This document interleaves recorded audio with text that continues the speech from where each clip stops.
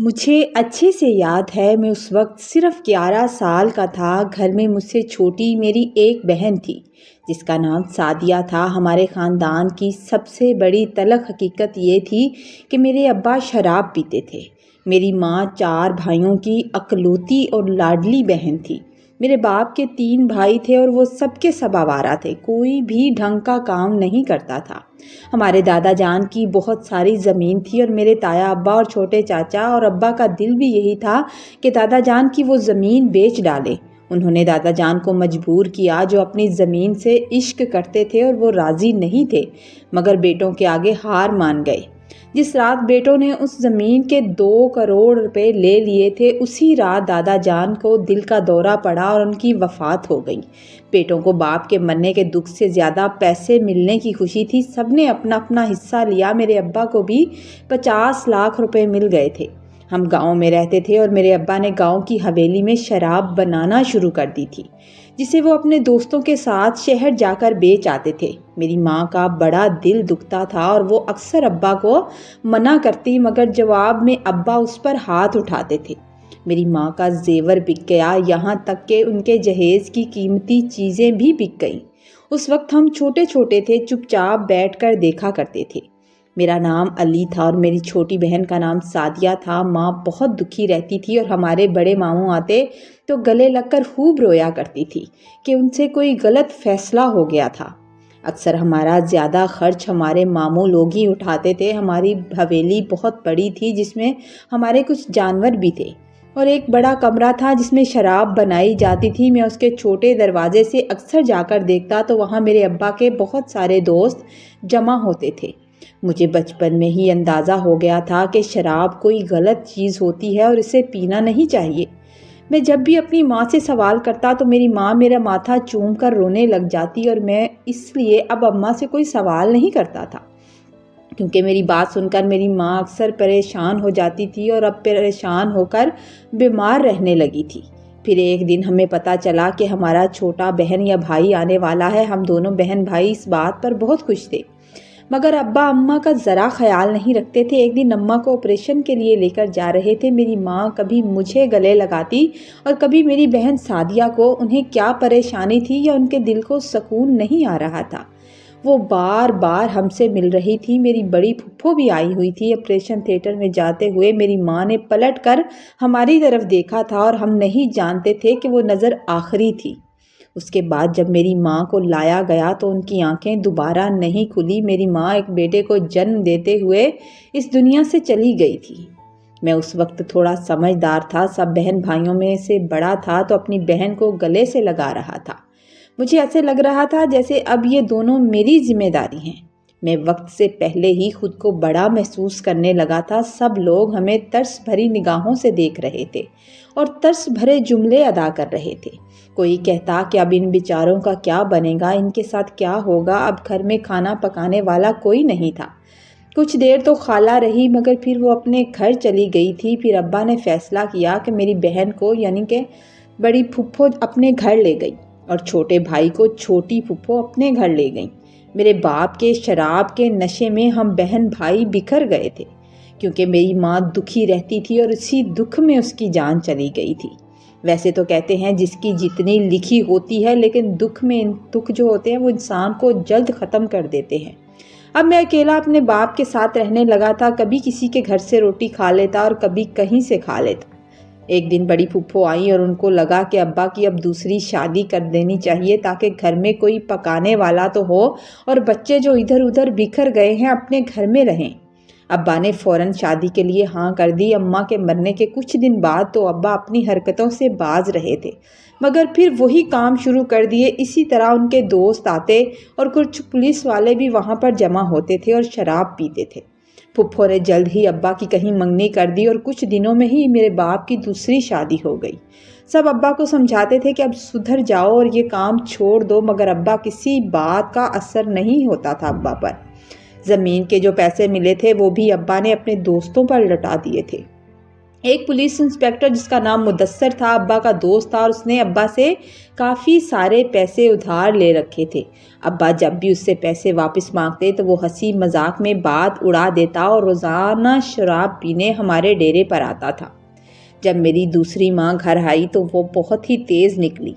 کچھ ہی دنوں میں اس نے اپنی حرکتیں دکھانا شروع کر دی تو سب نے فیصلہ کیا کہ بچے جہاں جہاں ہیں وہیں رہیں۔ صرف میں ہی ابا کے ساتھ رہا تھا۔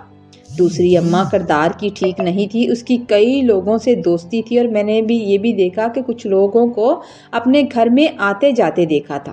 میں اس وقت ہر بات سمجھتا تھا، اس لیے اب میں ماں کو کھٹکنے لگا تھا۔ میرے ساتھ بھی اس کا رویہ ٹھیک نہیں تھا۔ وہ چھوٹی چھوٹی باتوں کی میرے باپ سے شکایت کرتی اور ابا اس کی بات سن کر مجھے ڈانٹتے اور کبھی کبھی مجھ پر ہاتھ بھی اٹھا دیتے تھے۔ اب میں نے اپنی دوسری ماں کے معاملات میں دخل دینا چھوڑ دیا تھا۔ اپنے کپڑے خود دھوتا، اپنا یونیفارم خود پریس کرتا، یہاں تک کہ کھانا بھی خود ہی لے لیتا، اور کبھی کبھی تو وہ یہ بھی کہتی کہ برتن دھو دو، تو میں اپنے برتن بھی خود ہی دھو کر رکھتا تھا۔ جب ماں مر جاتی ہے تو اس کے بچے گونگے ہو جاتے ہیں جن کے باپ بھی سدھرے ہوئے نہ ہوں تو بس جیسے تیسے زندگی گزر رہی تھی۔ پھر میری ایک اور بہن آ گئی، لیکن ابا کے حالات اب بھی ویسے کے ویسے ہی تھے، کوئی تبدیلی نہیں آئی تھی۔ کئی دن گھر سے باہر رہنا اور عجیب سے حلیے میں واپس آنا ان کا معمول بن چکا تھا۔ اسکول میں میرے دوست بھی مجھے باتیں سناتے، میرا مذاق بناتے کہ اس کے ابا شراب کا کام کرتے ہیں۔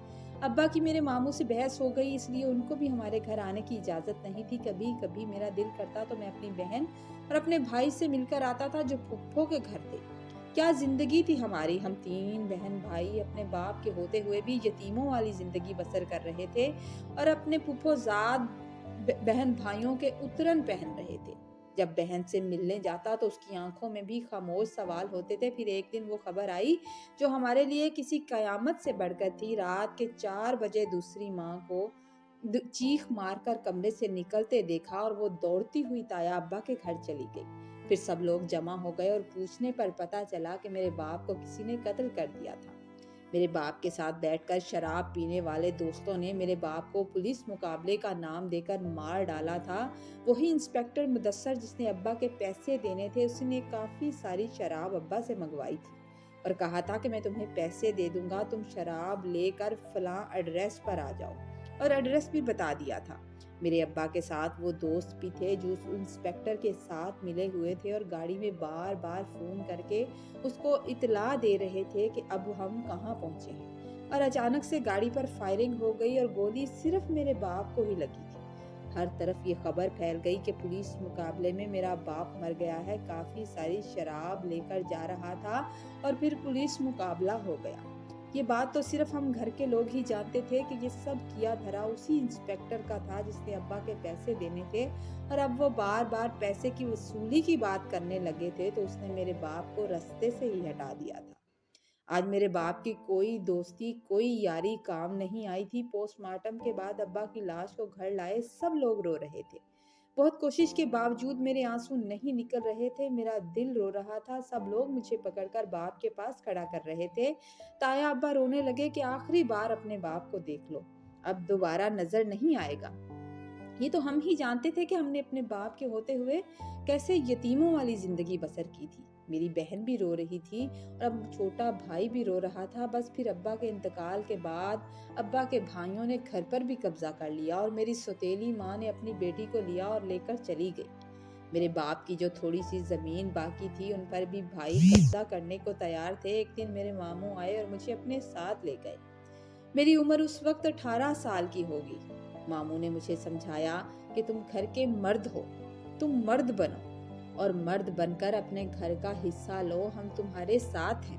اپنے بہن بھائیوں جو جگہ جگہ رول رہے ہیں انہیں اپنے گھر پر لے کر آؤ۔ اب تمہاری بہن بھی بڑی ہو گئی ہے، تمہیں کھانا بھی پکا دے گی، اور سب لوگ ایک ساتھ رہو۔ جو ہم سے ہو سکے گا وہ ہم کریں گے، میں تمہارے ساتھ ہوں، کوشش کروں گا کہ تمہارے حصے کی جو تھوڑی بہت زمین رہتی ہے وہ تمہیں دلا دوں اور تم اپنا خرچ پانی چلا سکو۔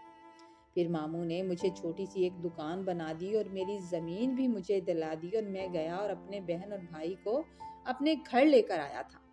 اب ان کی ماں اور ان کا باپ میں ہی ہوں۔